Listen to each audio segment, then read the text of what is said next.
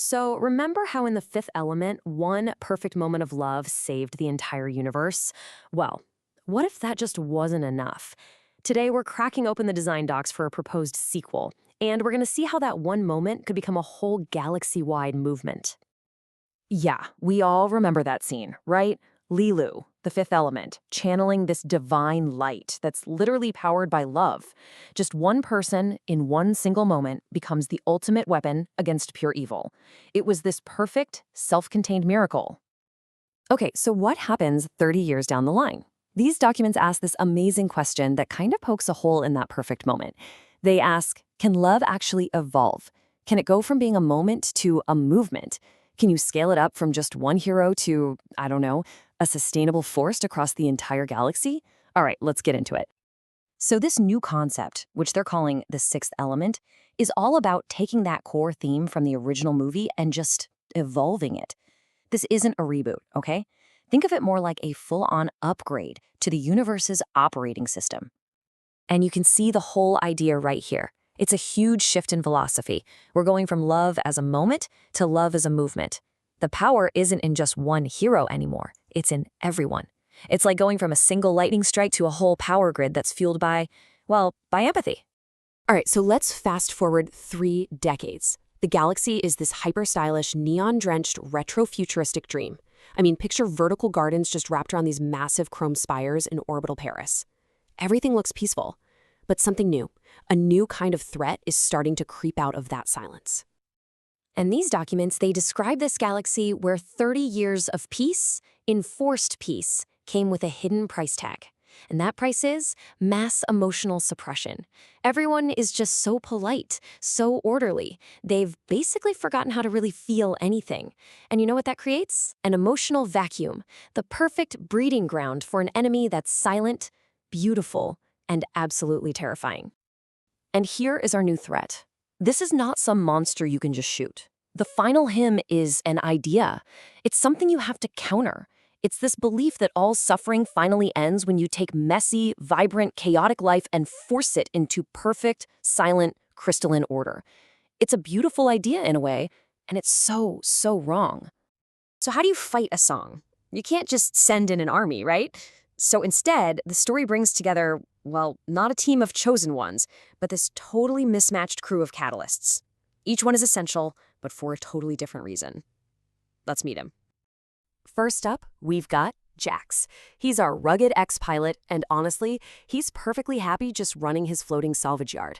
He has absolutely zero interest in saving the galaxy. Again. And then there's the one, the only, Ruby Reese. His influence has only gotten bigger. We're talking full-blown media emperor now. So when the first sign of this new threat shows up, his first instinct isn't to run. Oh no, it's to grab a spotlight and turn it into a show. And finally, rounding out our main crew, we have Vera Zorg. And yep, you heard that right, that Zorg. She is sharp, she is stylish, and she is carrying the massive weight of her father's legacy. But she's not here to start chaos, she's here to figure it out. And maybe, just maybe, atone for it. So how in the world does this crew, a mechanic, a media star, and a villain's daughter, fight a song that literally freezes planets into crystal?